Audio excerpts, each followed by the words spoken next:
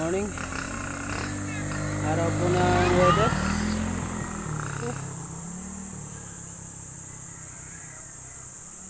Huwebes. Papunta ko ng Parawagan.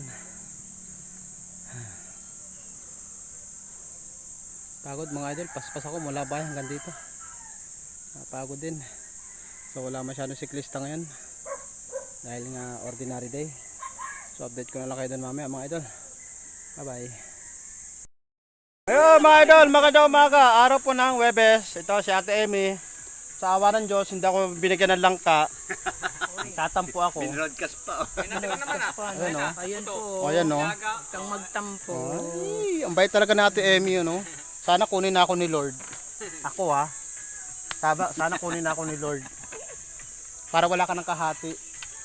Ayan o. Balong, ito si Master. Kalahin mo, nandun na to sa may baba, humabol pa. Hindi. Nakita ko nga ito sa may batis eh. Natambay na, tapos bigla pang humabol dito, nauna pa sa amin. Nagkabulan sila nito. Oh, Merkules. Tigil-tigil ako eh.